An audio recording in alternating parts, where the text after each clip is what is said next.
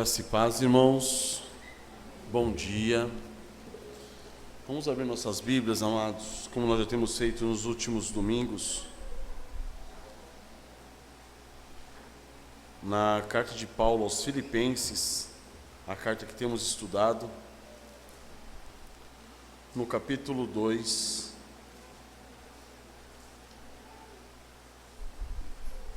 e vamos falar do mesmo trecho que nós havíamos falado na semana passada, no último dia do Senhor. Louvemos ao Senhor por esse dia, louvemos ao Senhor por tudo que Ele tem feito por nós, pela oportunidade que Ele nos dá mais uma vez de adorá-lo, de engrandecer o nome dEle, de louvá-lo por meio do culto, em unidade com a igreja.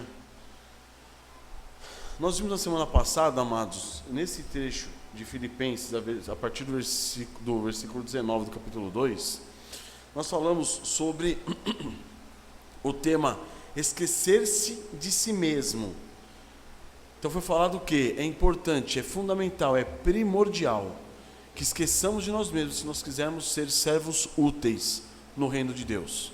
Devemos esquecer de nós mesmos. Mas aí nós mostramos com isso alguns exemplos. Paulo já vinha dando exemplo dele mesmo. E aqui nessa porção do versículo 19 ao do versículo 30, Paulo dá exemplo também de Timóteo e de Epafrodito, mostrando como eles estavam dispostos a buscar o interesse do corpo de Cristo, a buscar o interesse da igreja, e não deles mesmos. Como que eles estavam dispostos a buscar o interesse do corpo de Cristo até o ponto máximo, que no caso seria a morte. Então eles estavam dispostos a entregar sua própria vida, assim como Paulo, pelos irmãos, pela igreja, por Cristo, pelo Evangelho. Amém? Foi isso que nós vimos. E agora eu queria ler com os irmãos esse trecho novamente, mas com outro pensamento, para que vocês possam ir meditando. O tema da mensagem de hoje é sobrenaturalmente natural. E aí eu queria que vocês prestassem atenção no decorrer da leitura em como o Senhor trabalha conosco e como a vida cristã ela tem um aspecto sobrenatural, porque ela é sobrenatural, certo? Quem adentra a vida cristã está adentrando a uma vida nova, está sendo regenerado, está nascendo de novo. Tudo isso são aspectos espirituais de uma vida que a gente passa a viver o quê? Naturalmente nesse mundo. Então pensem a partir dos sentimentos que Paulo tem, que ele expressa nesse trecho. Pensem a partir dos sentimentos que os irmãos de Filipos estavam tendo, dos sentimentos que Epafrodito estava tendo. Então comecem a analisar. Vamos ler esse trecho com esse pensamento. Filipenses 2,19. Espero, porém, no Senhor Jesus mandar-vos Timóteo o mais breve possível, a fim de que eu me sinta animado também, tendo conhecimento da vossa situação. Porque a ninguém tenho de igual sentimento que sinceramente cuide dos vossos interesses, pois todos eles buscam o que é seu próprio e não o que é de Cristo. E conheceis o seu caráter provado, pois serviu ao Evangelho junto comigo como filho ao Pai. Este, com efeito, é quem espero enviar. Tão logo tenho eu visto a minha situação, e estou persuadido no Senhor, de que também eu mesmo brevemente irei.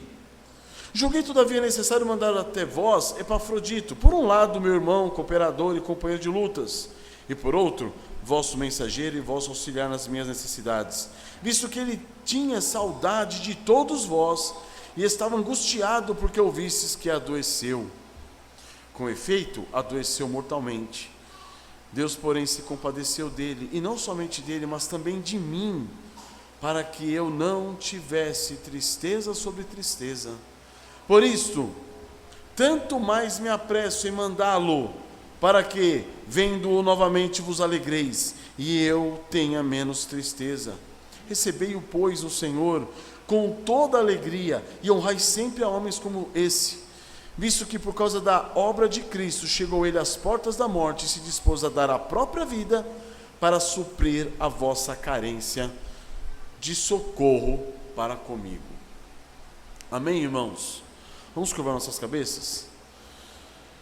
Pai eterno, quão grandioso Tu és, ó Deus, quão maravilhoso, ó Pai, em todos os Teus caminhos, ó Deus Santo, guia-nos, ó Pai, pelos caminhos eternos, ó Deus, de modo, ó Pai, que nós não tentemos, ó Pai, forjar uma vida santa, forjar uma piedade, dentro daquela figura de santidade e piedade que nós imaginamos, mas que nós nos rendamos a Ti, para que Tu venhas forjar em nós, ó Pai, uma vida santa e piedosa, à semelhança de Cristo Jesus nosso Senhor.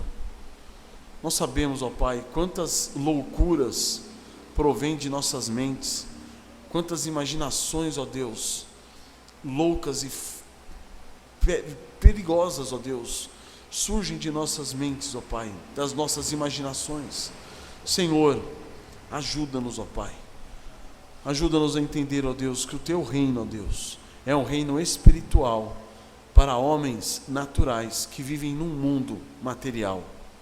Que nós compreendamos, ó Deus, realmente o que é pecado e o que é aquilo que Tu concedesses a nós como seres humanos, para que nós possamos sentir, ter emoções, pensar de acordo com a Tua santa vontade e sujeitos a Ti, ó Deus. Para a glória do Teu santo nome te peço. Amém, Senhor. Irmãos, por que do tema sobrenaturalmente natural? Paulo inicia essa passagem, irmãos, apresentando a razão e a ação dele sujeitas a Cristo Jesus. Leiam comigo, primeiro versículo 19. Espero, porém, no Senhor Jesus mandar-vos Timóteo o mais breve possível, a fim de que eu me sinta animado também, tendo conhecimento da vossa situação. Agora vamos para o versículo 24. E estou persuadido no Senhor, de que também eu mesmo brevemente irei. Então, amados, nós temos visto aqui um Paulo, um homem incapaz de pensar sem envolver Cristo Jesus o Senhor. Um homem incapaz de criar planos sem que ele incluísse o Senhor Jesus nos seus planos. Um homem incapaz de viver independentemente de Cristo Jesus. Ele está dizendo aqui o seguinte: espero, porém, no Senhor mandar-vos Timóteo. Mais à frente ele diz: estou persuadido no Senhor. Ou seja, todas as cogitações da mente de Paulo, elas estavam o quê? Submissas a Cristo. Todos os planos que ele criava estavam o quê? Submissos a Cristo. Paulo vivia sob os termos que Cristo dava. Ele não vivia sob os termos dele. Ele esperava os termos de Cristo. Ele estava sujeito a Cristo. Era Cristo, irmãos, quem controlava a vida de Paulo. E era Cristo, irmãos, que decidia se ele ia ou não fazer algo. No caso, se ele ia ou não enviar Timóteo. Se ele poderia ou não ele mesmo ir até os Filipenses. Então, amados, ainda que prisioneiro de Roma, ainda que debaixo do poderio de Nero, o que Paulo mostra? Ele mostra que ele se identifica como quem? Como escravo de Cristo, servo de Cristo. Ou seja, ele recebe, ele percebe. Isso é dito aqui no versículo 1 do capítulo 1. Paulo começa a epístola dizendo: Paulo e Timóteo, servos de Cristo Jesus. Então, embora detido nas masmorras do Império Romano, irmãos, ele sabia que era Cristo Jesus quem decidiria as coisas. Ou seja, Cristo Jesus decidiria se Timóteo seria enviado ou não, se Paulo poderia visitá-los ou não. Então, essa é a grande característica da vida cristã, irmãos. por que nós chamamos a Cristo de Senhor? Ele é ou não o seu Senhor? Tiago fala da loucura daqueles que não dizem, se Deus quiser farei isso ou farei aquilo. Não é somente dizer, se Deus quiser, mas é uma vida de sujeição, de submissão à vontade de Deus. E Paulo revela o quê? Que a vida cristã é uma vida que tem que estar ligada, irmãos, mantida, controlada, rendida e governada por quem? Por Cristo Jesus. Por isso chamamos Ele de Senhor. Paulo, irmãos, vivia em comunhão com o Senhor Jesus Cristo. Paulo vivia, irmãos, em comunicação com Cristo Jesus. Então essa é a situação de Paulo aqui, que ele está mostrando para nós. O que ele fala no versículo 19? Espero, porém, no Senhor, mandar-vos Timóteo. Paulo desejava o que, irmãos? Ele tinha a sua vida totalmente submissa a Cristo. Ele vivia aquilo que ele ensinava. Em Filipenses 2, 10, que nós já estudamos, voltem alguns versículos. Filipenses 2, 10 diz: para que ao nome de Jesus se dobre todo o joelho no céu, na terra e debaixo da terra, e toda língua confesse que Jesus Cristo é o Senhor, para a glória de Deus Pai. Paulo vivia como? Dessa maneira, com os joelhos dobrados diante de quem? Do seu Senhor. Como temos vivido, irmãos? Com os joelhos dobrados diante do Senhor. Temos feito nossos planos, temos analisado a situação sob a ótica de Cristo, levando isso diante dele em oração, ou nós temos tomado atitudes pessoais, atitudes particulares? Percebam que muitas vezes nós podemos pegar a própria palavra do Senhor e usá-la como um código penal e começarmos a quê? Julgar, condenar, ou até mesmo orientar e aconselhar pessoas, mas sem estarmos debaixo da submissão de Cristo Jesus, nosso Senhor. Nós podemos viver uma vida cristã, vindo à igreja, fazendo nossas devocionais, sem estarmos submissos ao senhorio de Cristo. E é isso que Paulo está mostrando. O seu Senhor era Cristo Jesus. Cristo Jesus era o Senhor da sua vida. A vontade do Senhor Jesus Cristo é que importava, não a dele.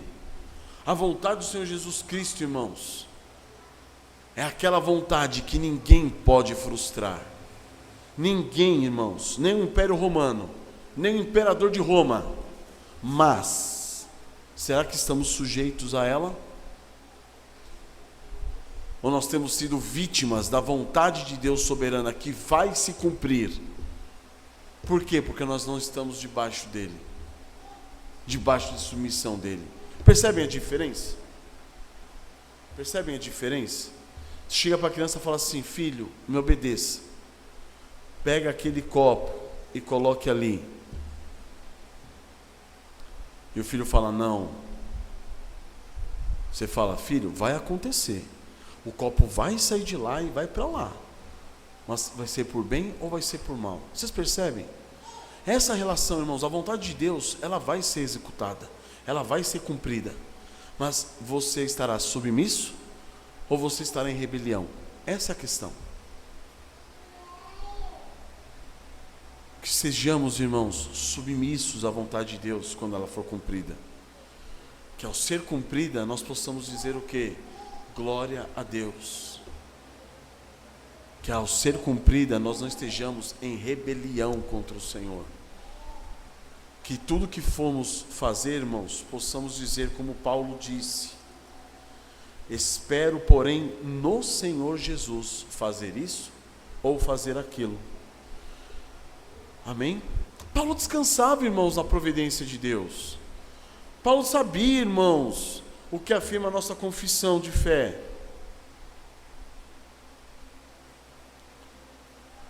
A nossa confissão de fé, irmãos, na parte que fala sobre a providência, o capítulo que fala sobre a providência, tem no parágrafo 5, diz o seguinte, finalzinho do parágrafo 5 diz: seja o que for que ocorra, com todos os seus eleitos, por sua designação, por sua designação para a sua glória e para o bem deles. Então Paulo confiava na providência de Deus. Ele sabia que tudo que Deus estava fazendo, realizando, era para o bem deles. Era para o bem dele. Em Romanos 8:28 nós lemos isso. Essa era a vida de Paulo, irmãos. Uma vida sobrenatural, certo? Uma vida que dependia de Cristo. Era uma vida espiritual. Mas esse estilo de vida, irmãos, sublime, esse estilo de vida que é conduzido na dependência do Senhor, parece haver uma contradição aqui, nesse trecho. Uma contradição, irmãos, percebida nas afirmações de Paulo. É muito rico esse trecho de Filipenses, porque olha só, até agora Paulo vinha expondo sua doutrina, seus ensinamentos. Aqui ele abre uma janela para que a gente possa enfiar o rosto e olhar lá dentro e perceber como é essa doutrina de Paulo vivida na prática. E isso que é fantástico, disso a gente tira vários ensinamentos. E é nesse ponto, irmãos, que eu queria me prender um pouquinho essa manhã, nessa contradição. Como assim contradição? O mesmo Paulo que fala, espero no Senhor mandar-vos Timóteo, o mesmo Paulo que fala, estou persuadido no Senhor, é o mesmo Paulo que fala sobre tristeza, sobre ansiedade, sobre angústia, sobre preocupação. E aí você fala, mas como? Por quê? Porque nós temos uma ideia errada do que é santidade, do que é piedade. Nós achamos que a pessoa que vive em santidade e piedade é aquela pessoa impecável. E outra, é aquela pessoa que não tem sentimentos pequenos, sentimentos, sabe, tristeza, medo, insegurança. Essas coisas não são para quem é santo.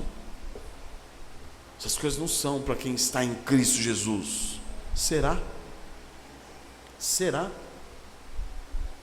A vida espiritual, irmãos, é uma vida sobrenaturalmente natural. Se nós analisarmos a história do catolicismo, irmãos, nós vamos ver um movimento que foi chamado monasticismo, onde homens se enfiavam no monastério, monges, para se tornarem monges, e como monges, eles abdicavam de tudo aquilo que era comum à vida do ser humano, porque na mente deles, tudo que é comum à vida do ser humano é algo contaminado pelo pecado, e lá eles ficavam isolados, fazendo o quê? Suas devocionais, suas leituras, suas meditações, suas orações, seus estudos. E para eles aquilo lá era ser santo. Para eles aquilo lá era alcançar, galgar pontos máximos de santidade. Só que infelizmente nós temos essa mentalidade hoje. Nós, como reformados, tendo uma tradição, uma história protestante contra o catolicismo, temos isso dentro de nós. Por quê? Porque nós achamos que o natural, o corriqueiro, o que é do dia a dia, não pode ser santo. Não pode ser piedoso. Eu tenho que buscar algo sublime. Viver uma vida naturalmente natural, uma vida de pai, de mãe, de marido, de mulher, de filho. Não dá para ser santo, não dá para ser piedoso. E Paulo está mostrando nesse trecho, irmãos, justamente o contrário. Nós não podemos negar, irmãos, tudo o que é natural em nós, o que é natural à nossa volta, tendo em vista viver uma vida mais santa e mais piedosa. Paulo, irmãos, no versículo 19, ele diz: espero, porém, no Senhor Jesus, mandar-vos Timóteo, o mais breve possível, a fim de que me sinta de que eu me sinta animado. Como que Paulo está nesse momento? Desanimado. Qual é o desânimo de Paulo? Tendo conhecimento que da situação dos filipenses, Paulo está desanimado. Sabendo que os filipenses estão sofrendo, Paulo está desanimado. Sabendo que em alguns aspectos os filipenses estão desamparados. Por isso que ele está escrevendo a carta, Paulo está desanimado. Por isso que eu queria enviar quem para vocês? Timóteo, no Senhor, na dependência do Senhor. Quero enviar quem para vocês? Timóteo. Para quê? Para que eu me sinta mais animado. Sabe quando a mãe sai de casa e deixa os filhos um pouquinho, seus 12, 13 anos, fala assim: filho, pelo amor de Deus, não mexa em nada, eu tenho que sair agora rapidinho, vou ficar uns 15 minutinhos, já venho já, não mexa em nada, não faça nada, pega esse livro e fica lendo aqui. Ela sai com o coração onde? Em casa. Era mais ou menos assim que Paulo estava. Paulo estava vendo a situação dos filipenses e ele querendo estar lá com eles, orientando, consolando, guiando-os como um pastor. Ele não podia, ele estava preso. Mas ele podia fazer o quê? Enviar Timóteo. Para quê? Para que pelo menos esse sentimento passasse. Sabe quando essa mesma mãe que saiu e está resolvendo as coisas, quando ela vê que chegou o marido mais cedo do serviço, fala: marido, por favor, corre para casa que o fulano está sozinho. E aí ela fica tranquila, porque agora o fulano não está mais sozinho. É mais ou menos o que Paulo fala: estou querendo mandar Timóteo para vocês, para eu permanecer, para eu ficar animado, para eu ser confortado, consolado. Do que? Do desânimo que está atacando a minha vida, da preocupação que está me atacando, da inquietação que está me atacando, da ansiedade que está me atacando. Agora percebam comigo, um homem que tinha dito que não mais ele, mas Cristo habitava nele. Um homem que tinha dito que a vida dele era Cristo e o morrer era lucro. Está tendo o que agora? Mostrando o que? Sentimentos naturais, provindos de uma vida sobrenatural. Então é pecado você ter desânimo? É pecado você estar ansioso? É pecado você estar temeroso? Esse homem está mostrando o que? Os sentimentos naturais que ele tinha. E de Epafrodito, o que ele diz? Versículo 26. Visto que ele tinha saudade de todos vós e estava angustiado porque ouvistes que adoeceu. Olha só, irmãos, Epafrodito, esse servo maravilhoso, que Paulo está dando testemunho, homem disposto a entregar sua vida por Cristo e pela igreja, um irmão, um cooperador, um companheiro de lutas. O que Paulo fala sobre ele? Está sentindo saudades, e ele está angustiado. Olha que interessante, irmãos. Ele está sentindo saudades dos filipenses. Provavelmente ele era um dos presbíteros da igreja de Filipos, e ele está ansioso por voltar a Filipos para rever seus irmãos. Ele está angustiado por saber que os filipenses tiveram consciência da doença que ele sofreu, e agora estavam o quê? Preocupados com ele. Então ele está preocupado em fazer com que os filipenses deixassem de ficar preocupados. Olha a situação, esse homem santo, conduzido pelo Senhor, de uma maneira santa, a entregar a sua própria vida, no versículo 30, visto que por causa da obra de Cristo chegou a ir às portas da morte, e se dispôs a dar a própria vida, para suprir a vossa carência de socorro para comigo. Esse homem santo, Está sofrendo o quê? Saudades, ansiedade, angústia, sentimentos humanos, naturalmente humanos. Irmãos, em nenhum momento Paulo está condenando a ele mesmo, ou está condenando Epafrodito por ter esses sentimentos. Mas é interessante isso, porque aqui mesmo em Filipenses, capítulo 4, versículo 6, o que Paulo diz?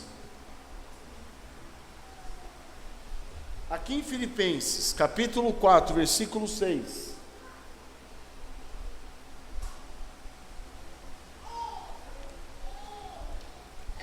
Não andeis ansiosos de coisa alguma.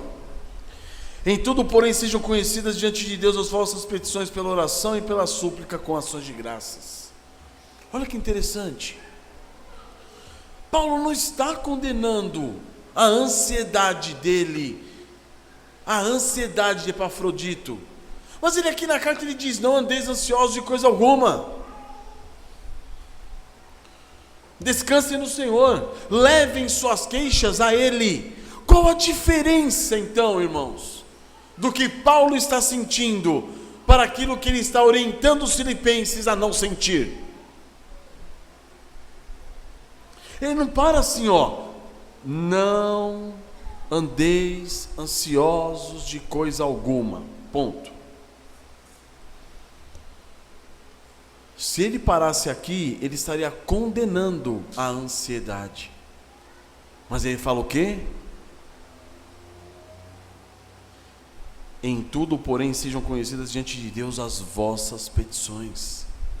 Olha o que Paulo fala, ele está dizendo lá atrás: no Senhor, espero no Senhor enviar-vos o quem? Timóteo, para que a minha ansiedade seja acalmada, para que a minha angústia seja tranquilizada.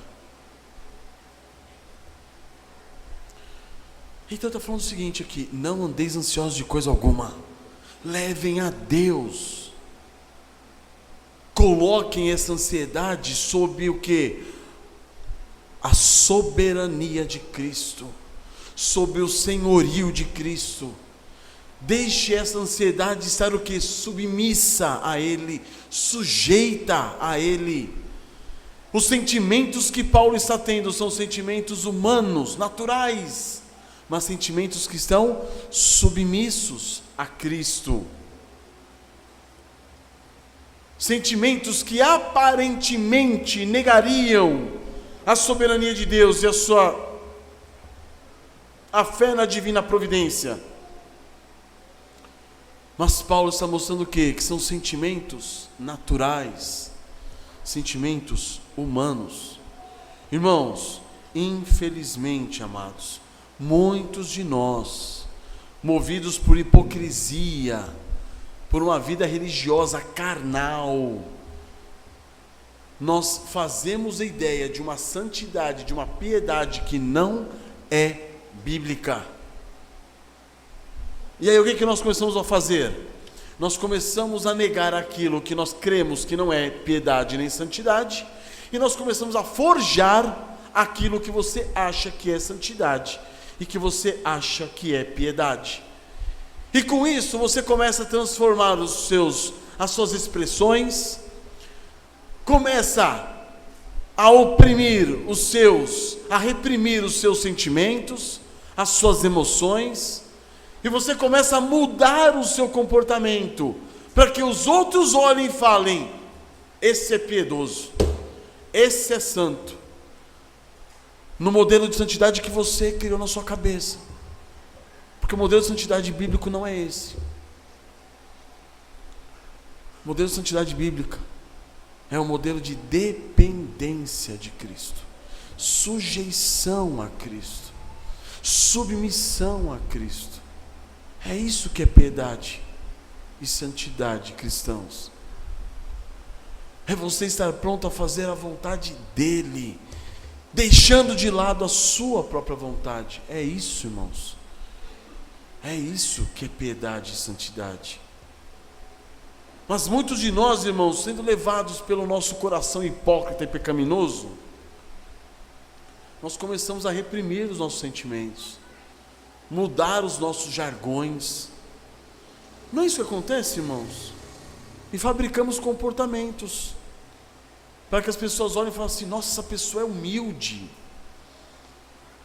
essa pessoa é simples, olha como que ela se veste. E aí, pensamentos tão loucos, irmãos, que muitas vezes um relaxo é visto como piedade, uma falta de higiene é vista como piedade, uma falta de asepsia é vista como piedade, porque a pessoa é humilde, ela é simples.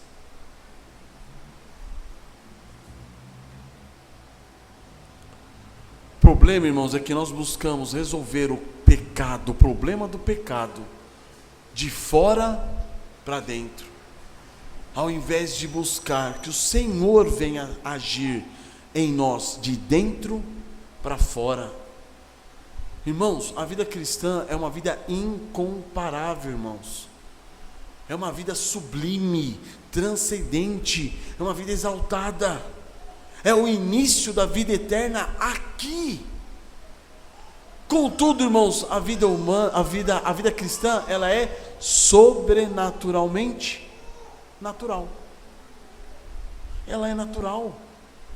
É falacioso, irmãos, nós vermos a vida cristã como algo sobrenatural e você imaginar aquela santidade e piedade sem pecado, aquela santidade e piedade de alguém que está flutuando, de tão santo que ele é.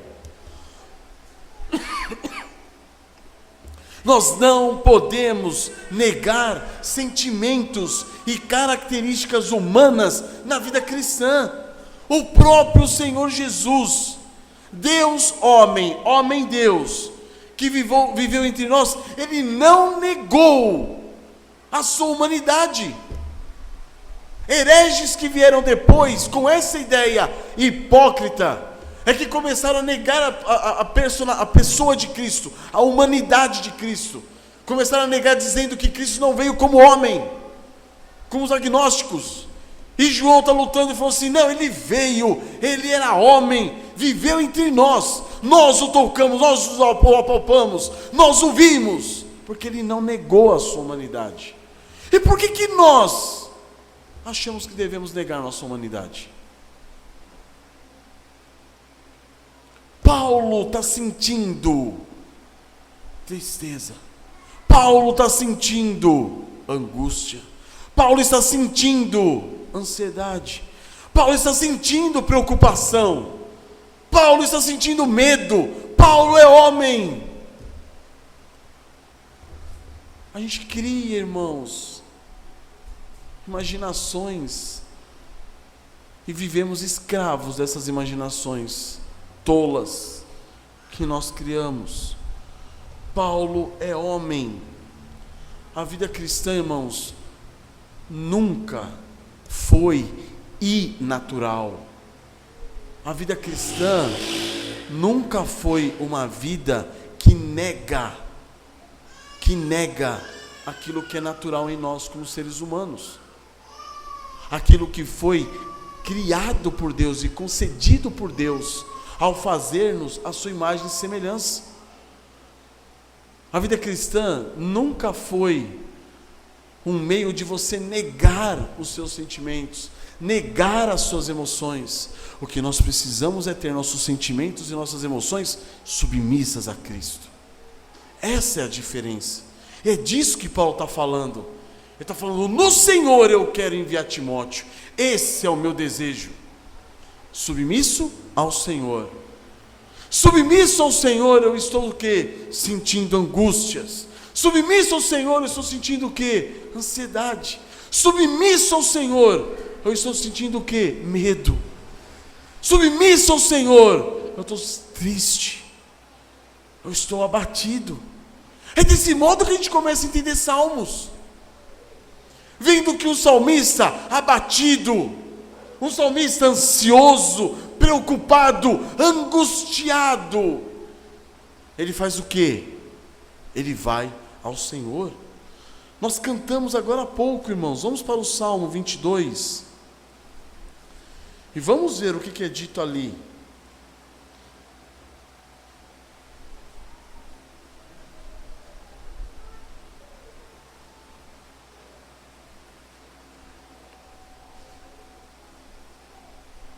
Salmo 22, versículo 24.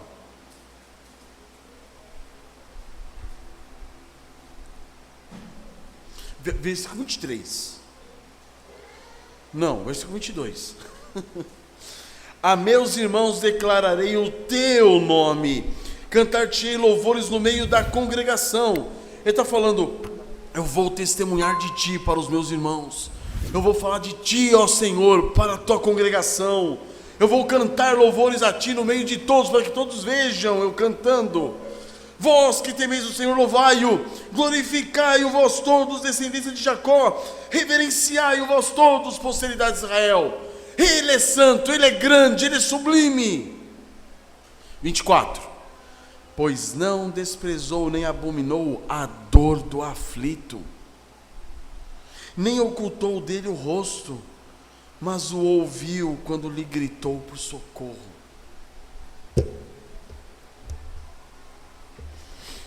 Irmãos, isso é grandioso, irmãos.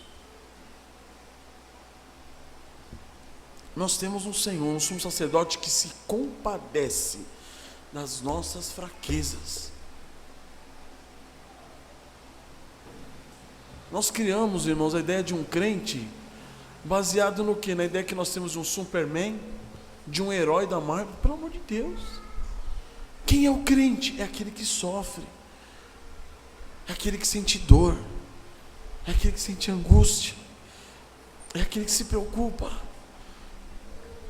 é aquele que sofre, é aquele que se ira. Esse é o cristão. Esse é o cristão.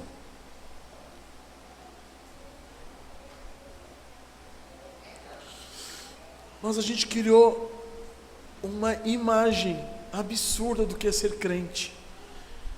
E aí quando você começa a sentir, ter alguns sentimentos, você já começa, será que eu sou crente? Tem alguma coisa errada comigo? Será que eu sou crente? Senhor, me ajuda. Submeta os seus sentimentos a Cristo. Só isso. Está sentindo medo? Ora, Senhor, tem misericórdia de mim, porque estou temeroso. Está sentindo tristeza? Senhor, me ajuda a olhar para ti. É isso, irmãos. É disso que está sendo dito aqui. O contrário, irmãos, da natureza humana não é ser inatural. Não é ser inatural. O oposto da natureza humana pecaminosa é ser espiritual. Então nós temos uma natureza pecaminosa, herdada de Adão. O oposto dessa natureza é sermos o quê? Espirituais. O que é ser espiritual? Estar em sujeição, submissão a Deus, entregar toda a sua vida ao senhorio dele. É isso. Mas não é porque você é ser humano que os sentimentos que você tem, que são naturais, você deve considerá-los como não espiritual. São sentimentos que Deus lhe deu, sentimentos concedidos por Deus, sentimentos que o próprio Cristo sentiu. Se esses sentimentos fossem pecados, o Senhor Jesus Cristo pecou, não uma nem duas vezes, muitas vezes. Mas como ele foi sem pecado, você começa a entender o quê? Que aqueles sentimentos não são pecado, são sentimentos naturais. Irmãos, ser espiritual não é ser inatural, não é lutar contra a natureza que Deus criou e nos concedeu, de modo que nós somos hoje imagens da criação dele. Não devemos negar a nossa natureza humana. O que nós devemos negar é o pecado. O que nós devemos combater é o pecado, e combater o pecado manifesto nesses sentimentos. Do mesmo modo como a minha mão peca, só que o problema não é a minha mão, mas sim o meu pecado, que eu tenho alimentado e tenho colocado a minha mão a serviço do meu pecado. Muitos de nós temos pecado com sentimentos, mas o problema não é o sentimento, é o pecado que você tem alimentado e tem feito do seu sentimento um instrumento para esse pecado. Percebam a diferença? Mas agora vamos continuar, vamos um pouquinho mais a fundo. Pegue o versículo 27. Com efeito adoeceu mortalmente. Paulo está falando de quem? De Epafrodito. Deus, porém, se compadeceu dele, não somente dele, mas também de mim, para que eu não tivesse tristeza sobre tristeza. Olha que impressionante, irmãos. Nós estamos falando do homem que disse: para mim viver é Cristo, morrer é lucro. Nós estamos falando do homem que estava disposto a sacrificar tudo por Cristo. Agora, como que ele pode dizer que ele está triste? E quando ele fala de tristeza sobre tristeza, ele está falando primeiro de uma tristeza que é o fato de ele estar preso. Ou vocês acham que Paulo estava preso lá assim, ó, que legal, estou preso pelo nome de Cristo, que show. Isso, irmãos, é falsidade hipócrita. Quantos de nós arrumamos problema para a nossa vida, e depois, quando nós começamos a sofrer por causa desses problemas, você fala: estou sofrendo por Cristo. Oh, que piedoso. Mentira, você está sofrendo pela sua ignorância, você está sofrendo pela sua idiotice, pela sua imbecilidade, pela sua pecaminosidade. É por isso que está sofrendo, não é por Cristo. Ou o que é que nós pensamos?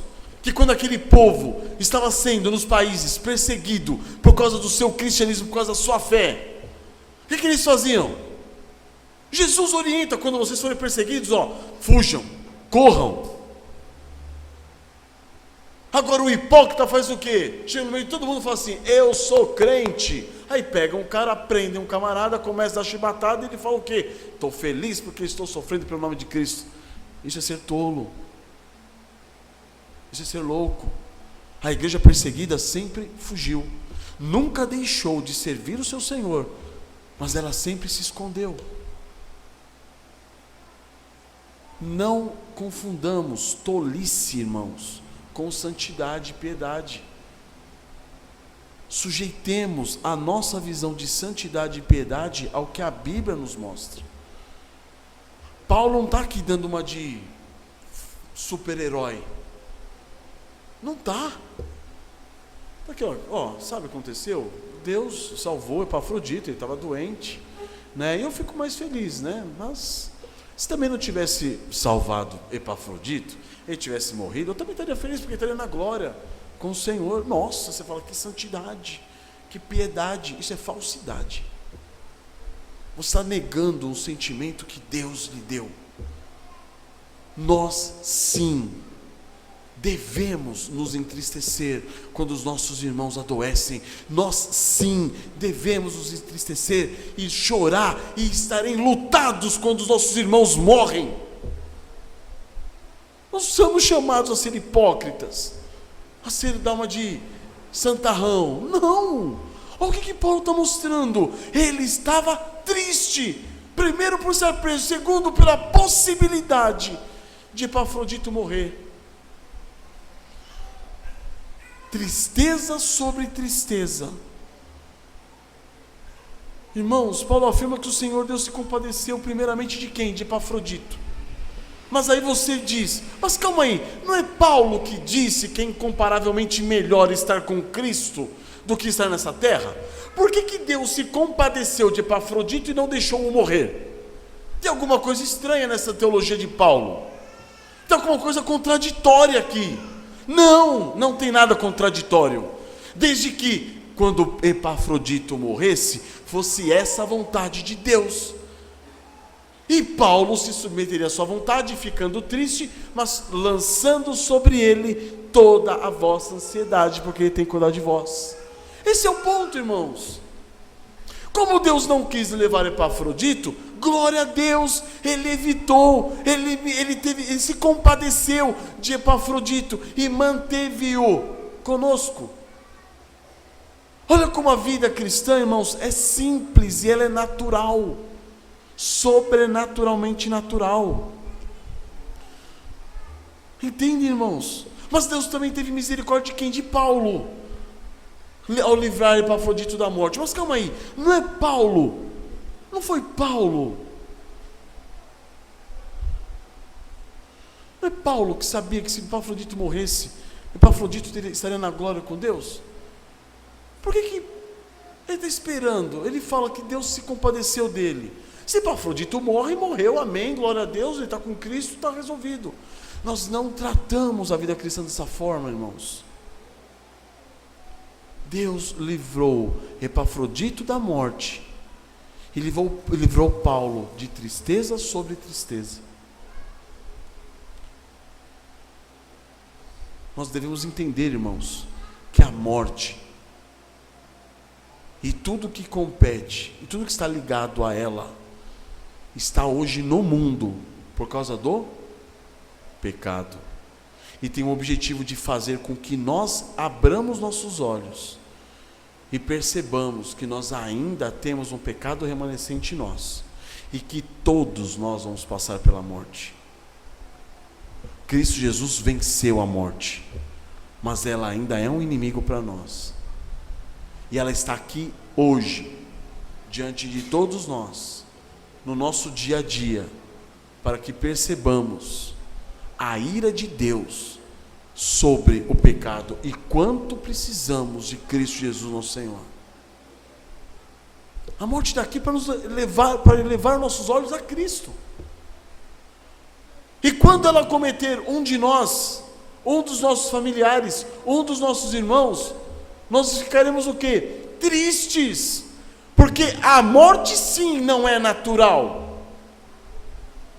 A morte sim nunca foi natural. Ela é consequência do julgamento de Deus para o pecador. Então percebam, irmãos, Paulo está falando de tristeza sobre tristeza, mas não foi ele mesmo que aqui em Filipenses, no capítulo 4, versículo 4 diz: alegrai-vos sempre no Senhor. Outra vez digo, alegrai-vos. Alegre-se no Senhor. Paulo está falando no Senhor. Então quando você for acometido de tristeza, pegue essa tristeza e apresente a quem? Ao Senhor. Então alegre-se. Mas não é para você lutar contra a tristeza em si. O sentimento de tristeza não é pecaminoso. Assim como o sentimento muitas vezes da ira não é pecaminoso. Muitos sentimentos que nós temos os sentimentos que nós temos não são pecaminosos. O problema é que nós alimentamos pecados e o pecado faz nossos sentimentos pecaminosos. Quando você estiver triste, ore. Clame ao Senhor, coloque seu sentimento diante do Senhor e alegre-se no Senhor, descanse no Senhor. Essa é a grande diferença, irmãos. Vocês percebem? Nunca foi do propósito de Deus que nós nos tornássemos inaturais, pessoas artificiais, uma espécie de ser humano geneticamente modificado. Alguém que olha assim, vê um mutante e fala assim: rapaz, essa mutação aí, ó, é provinda do cristianismo. Não, é provinda da sua loucura. Loucura. É pessoa que diante da morte fala assim, ó: nossa, morreu, glória a Deus, está com Cristo. Pecado isso daí, é pecado. Isso daí não é confiança no Senhor. Isso daí não é descanso no Senhor. Isso é pecado. É você forjar algo que não existe em você e forçar algo, negando os sentimentos que Deus lhe concedeu para que fossem usados para a glória dele. Irmãos, mortificar os nossos membros, irmãos, não significa matar aquelas características humanas que há em nós. Não é isso. Nós devemos o quê? Mortificar os membros do pecado. Mortificar a natureza pecaminosa implantada em nós por Adão, na queda. Agora, aquilo que foi implantado em nós por Deus na criação, não devemos negar. São simplesmente sentimentos que Deus nos concedeu, mas que hoje estão manchados, maculados pelo pecado. Então mortifique o seu pecado, sujeite-se a Cristo. Não se torne escravo do seu pecado, para que você depois não se torne escravo dos seus sentimentos. Sabe aquela pessoa ansiosa que acaba parando aonde? Na depressão? Qual é o problema dela? O problema dela foi a ansiedade que ela sentiu? Não. O problema foi que ela deu vazão ao pecado, e o pecado escravizou-a, a ela e ao sentimento dela, a ponto dela estar o que agora? Escravizada por sentimentos que não consegue colocar debaixo da submissão do senhorio de Cristo. Irmãos, ainda que estejamos totalmente na dependência do Senhor, irmãos, ainda que sejamos cônscios da sua soberania em nossas vidas, nós continuamos sendo o quê? Homens e mulheres sujeitos à dor, à aflição, à angústia, à preocupação, à ansiedade, à tristeza. Mas eu estou sentindo tristeza, será que eu sou crente? Você é ser humano. É isso que você é. Você queria que você sentisse o quê? O Senhor Deus, irmãos, consolou o apóstolo na sua aflição. O Senhor Deus consolou o apóstolo enquanto ele estava angustiado, enquanto ele estava ansioso, enquanto ele estava triste. Mas pega o versículo 28.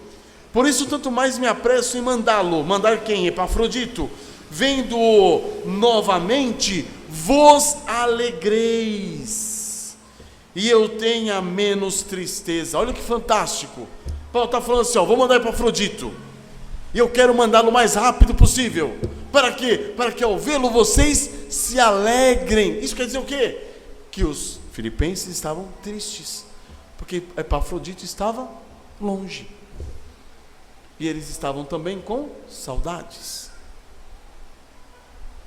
E Paulo estava triste por quê? Porque estava vendo os filipenses tristes, porque estavam com saudades do seu presbítero, e ele queria enviá-lo o mais rápido possível a eles, para que eles ficassem alegres, e Paulo alegre com eles.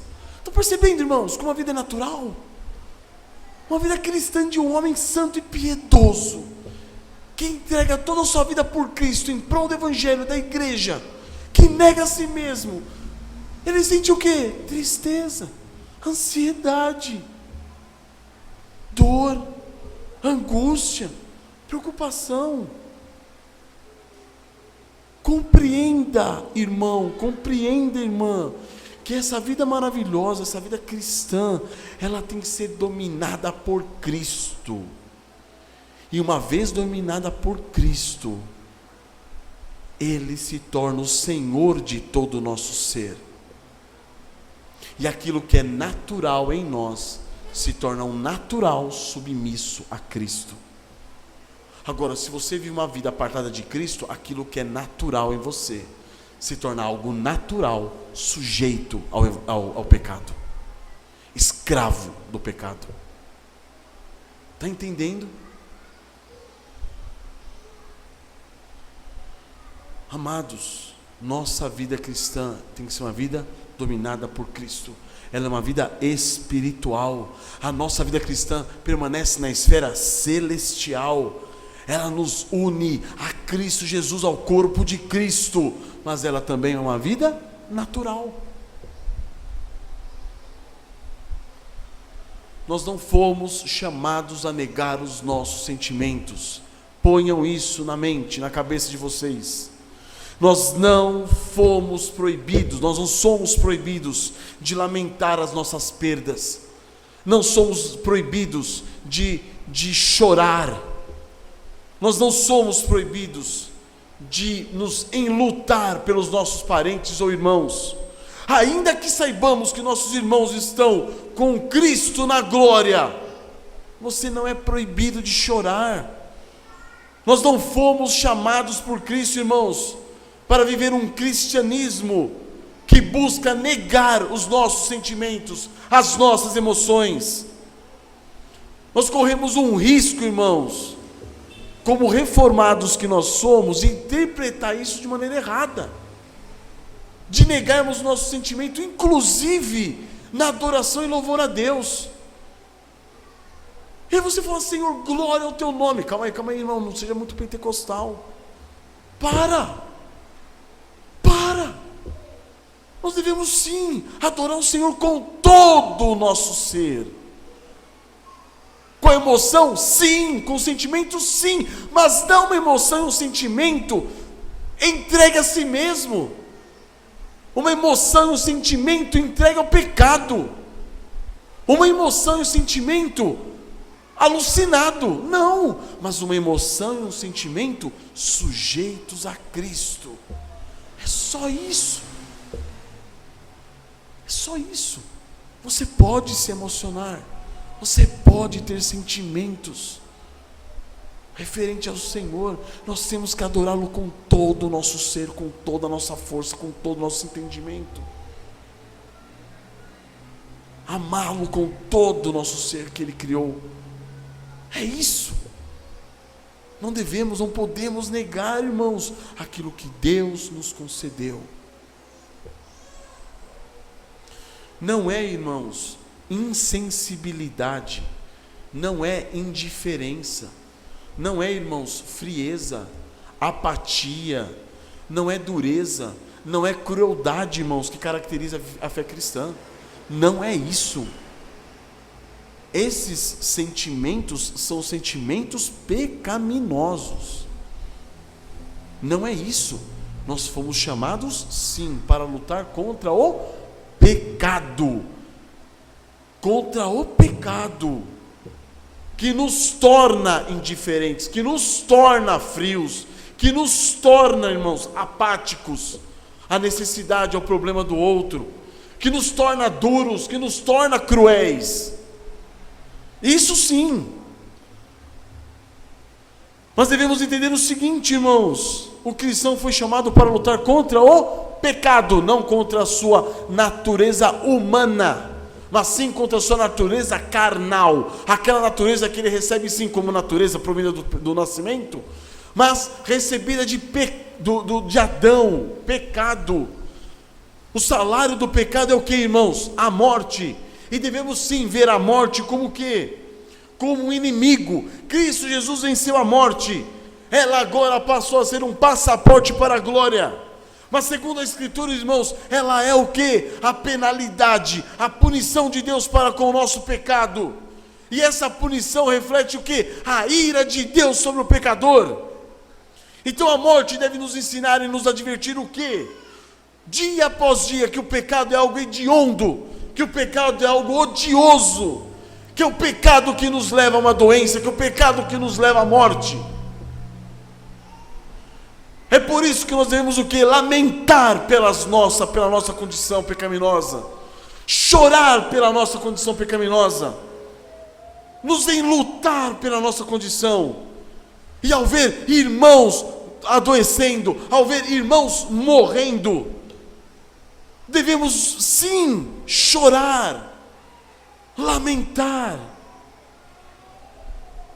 Ou não foi isso, irmãos, que as viúvas fizeram em Atos 9, quando elas choraram a morte daquela irmãzinha Dorcas? Vamos para Atos, rapidamente ler esse trecho.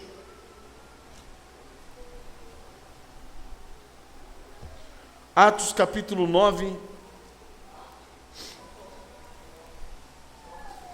versículo 37. Ora, aconteceu naqueles dias que ela adoeceu e veio a morrer. Quem? Dorcas, uma mulher piedosa, uma mulher conhecida por suas boas obras e suas esmolas.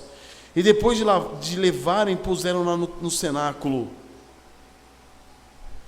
No versículo 39, Pedro atendeu e foi com eles. Tendo chegado, conduziram-no para o cenáculo, e todas as viúvas o cercaram, chorando e mostrando-lhe túnicas e vestidos que Dorcas fizera enquanto estava com elas. E aí Pedro faz, sabe o que, irmãos? Ele para tudo e fala o seguinte: porque vocês estão chorando? Dorcas era uma mulher santa e piedosa, ela está com Cristo Jesus. Por quê? Para de chorar, gente. Ressuscitar por quê? Trazer ela de novo para essa vida desgraçada que estamos vivendo aqui. Ela está na glória, deixa ela lá. Estão percebendo como é patético, irmãos? A nossa visão é patética. Nós devemos até a nossa mente, o modo como a gente pensa, submeter a Cristo. Porque é uma verdade. É melhor estar com Cristo do que estar aqui. É uma verdade. Nós morreremos e estaremos com Cristo na glória. É verdade, mas não negue a sua natureza humana. Chore, lamente. Lembre quem era a pessoa. Elas trouxeram para Pedro um monte de coisinhas que Dorcas tinha feito. Essa é nossa irmã. Ela morreu.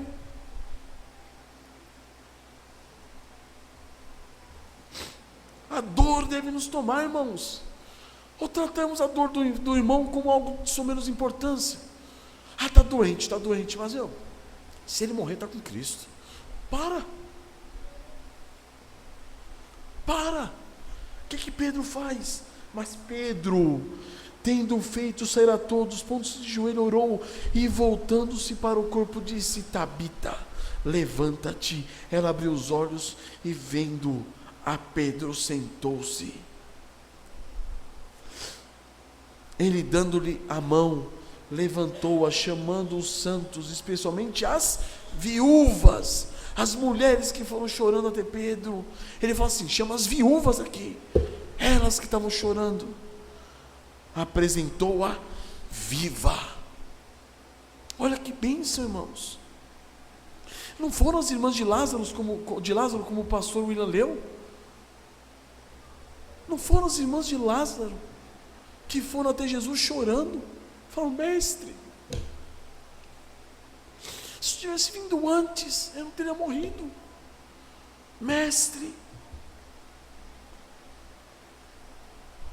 E não é o próprio Jesus que um pouco mais à frente faz o quê?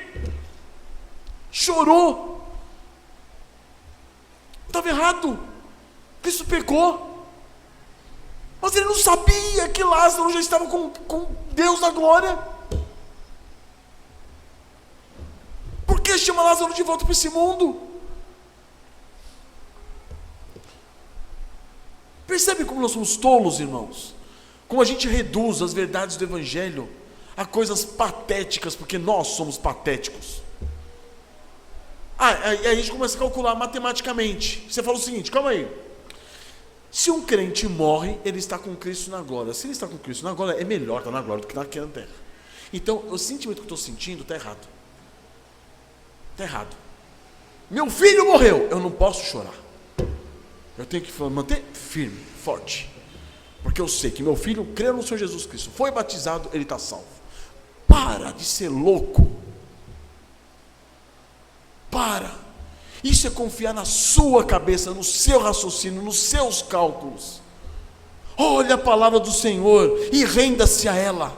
Se tudo isso é verdade, mas ainda assim eu tenho que lamentar, eu tenho que chorar, porque Cristo chorou, Cristo lamentou. Então chore, lamente.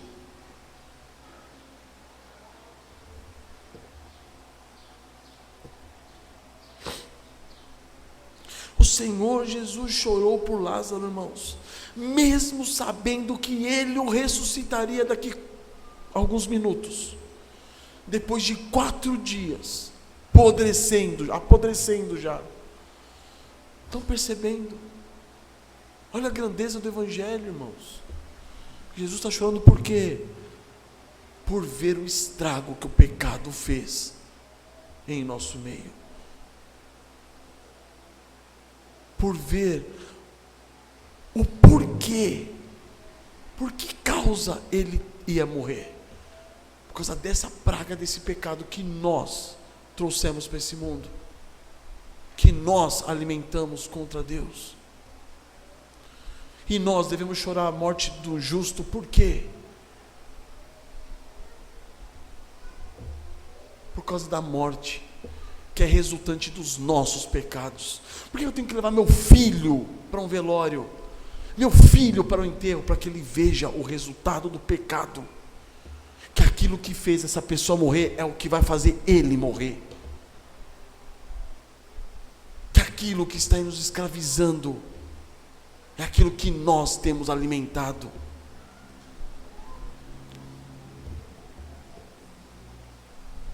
Esse é o perigo, irmãos, que nós corremos com o cristianismo forjado pela carne. O risco que nós corremos com a hipocrisia, irmãos. A falsidade de uma religião que procura o quê? Agir fora de Cristo. Uma religião que procura agir de fora para dentro. Não, irmãos, nós somos homens e mulheres. O que nós não podemos fazer é nos desesperar. Um irmão morreu, chore. Seu marido morreu, chore. Sua esposa morreu, chore. Seu filho morreu, chore. Chore. Jó lamentou, amém? Chora, Jó. Chora, porque a dor é insuportável. Chora, lamenta, mas renda-se a Cristo. Descanse no senhorio dele, descanse na providência dele. Saiba que aquele irmão sim está na glória. Chore, porque o pecado é maligno, é maldito, é desgraçado, e ainda está em nossa vida, enquanto nós não saímos aqui, fomos glorificados. Chore, chore, mas descanse no Senhor. É essa a questão.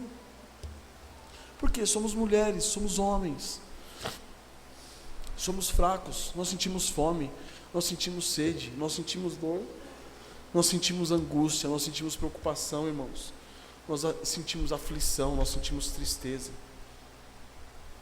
Mas não neguemos esses sentimentos. Trate biblicamente o pecado, ao invés de negar seus sentimentos. Os pecados, irmãos, geram, muitas vezes, são os pecados que geram sentimentos malignos. Não são os nossos sentimentos que, manchados pelo pecado, são o nosso problema. Não. O pecado se manifesta até em sentimentos bons. Eu falo para você o seguinte: você pode ter tristeza. Aí você fala assim: não posso. A Bíblia está falando, alegrai-vos no Senhor, outra vez digo alegrai-vos. Eu falo, você deve amar. Você fala, tá bom, devo amar. A Bíblia fala que eu devo amar.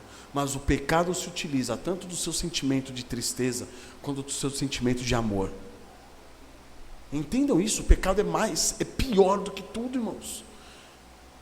O problema não é o nosso sentimento de tristeza. O problema é o sentimento, é o pecado que perverte o seu sentimento. Você pode amar de maneira pecaminosa. Você pode ter cuidado de alguém de maneira pecaminosa. Você pode sentir empatia pelo próximo de maneira pecaminosa. Então o problema não é o sentimento, mas é o pecado que perverte o sentimento.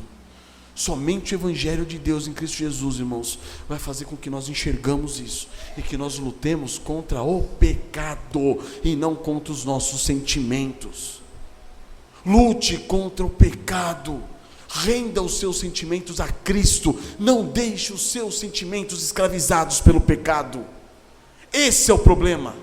Nós já fomos libertos do pecado, então que os nossos sentimentos não estejam escravizados pelo pecado, e sim estejam sujeitos, submissos ao senhorio de Cristo.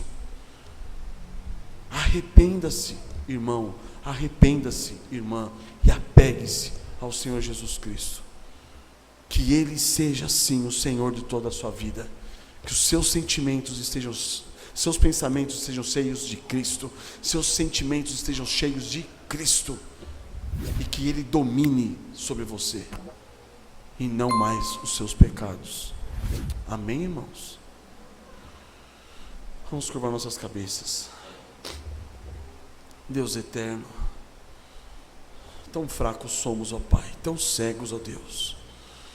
Quantas vezes nos vemos lutando, ó Pai, contra aquilo que não devíamos estar lutando? Quantas vezes nos vemos, ó Pai, declarando guerra contra aquilo que nós não deveríamos estar declarando guerra, enquanto que aquilo contra o qual nós devíamos estar lutando, nós estamos alimentando. Ó Senhor, ajuda-nos a discernir, ó Pai, o pecado em nós e a lutarmos contra ele, meu Deus, de modo a glorificar o Teu santo nome. Ó Senhor, ensina-nos a sujeitarmos ao Teu Santo Espírito, que luta constantemente contra a nossa carne, Pai, e a entender, ó Pai, quando a carne está lutando contra o Seu Espírito, meu Deus. Ajuda-nos, ó Pai amado. Tenha misericórdia, ó Pai, que nos rendamos a Cristo e saibamos, ó Deus, que Tu és Senhor de nosso ser por completo. Todo o nosso ser, ó Deus, está rendido a Ti.